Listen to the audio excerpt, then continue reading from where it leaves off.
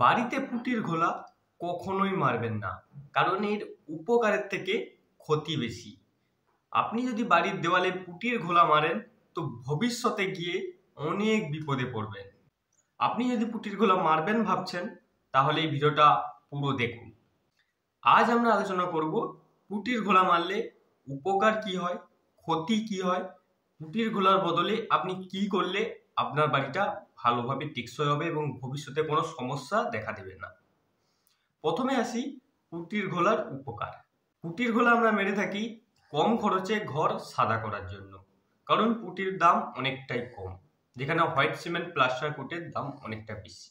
তার জন্য আমরা পুঁটির ঘোলা মেরে থাকি কম খরচে ঘরকে রঙের মতো সাদা করার জন্য। এটাই শুধুমাত্র এর উপকার। এর ক্ষতিটা কিন্তু অনেকটাই বেশি।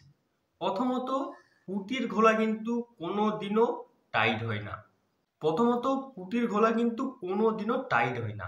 যার ফলে আপনি যদি বাড়ির ভিতরে করেন তো বাড়ির ভেতরের দেওয়ালে আপনি যখনই হাত দেবেন তো আপনার হাত সাদা হয়ে যাবে, পুঁটির ঘোলাটা উঠে যাবে, যার ফলে আপনাকে অনেক সমস্যার সম্মুখীন হতে হবে। কারণ দেওয়ালে জামা ঠেকালে জামায় লেগে যাবে, হাত ঠেকালে হাতে লেগে যাবে, কারণ পুঁটির ঘোলা টাইট হয় না। আপনি যদি বাড়ির বাইরে পুঁটির ঘোলা করেন দেখবেন একটা বর্ষা বা এক বছরের মধ্যেই দেখবেন পুঁটির ঘোলা উঠে উঠে চলে যাচ্ছে, বর্ষায় ধোয়া হয়ে চলে যাচ্ছে, কারণ পুঁটির ঘোলা টাইট হয়ে ধরে রাখতে পারে না দেওয়ালকে। পুঁটি করলে সেটা ধরে রাখবে, কিন্তু পুঁটির ঘোলা ধরে রাখতে পারে না।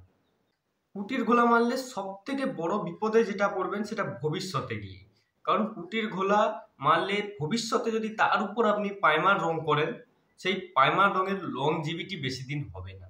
ওই পাইমার রংটা চগলা হয়ে উঠে যাবে, কারণ আপনি যে পাইমার রংটা মারছেন ওটা ওই পুঁটির ঘোলার উপর মারছেন, আর ওই পুঁটির ঘোলাটা কিন্তু শক্তভাবে দেওয়ালকে ধরে রাখতে পারছেন না, যার ফলে আপনি যতই দামি রং পাইমার করুন না কেন পুঁটির ঘোলা কিন্তু ওটাকে নষ্ট করে তুলে চগলা করে দেবে। তাই পুঁটির ঘোলা মারা যাবে না। এর আরেকটা ক্ষতি হলো পুঁটির ঘোলা কিন্তু বাড়ির শ্যাওলাকেও আটকাতে পারেন না। শুধু কম খরচে ঘর সাদা করার জন্যই পুঁটির ঘোলা মারা যায়, কিন্তু এর লাভের থেকে ক্ষতিটাই বেশি। আপনি যদি পুঁটির ঘোলা মেরে থাকেন তাহলে আপনাকে ভবিষ্যতে রং করার সময় সম্পূর্ণভাবে দেওয়ালকে ওয়াশ করে পুঁটির ঘোলা তুলে তারপর রং করতে হবে, না হলে রং কিন্তু চগলা হয়ে উঠে যাবে। তাহলে এখন কথা হচ্ছে আপনি তাহলে কি করবেন?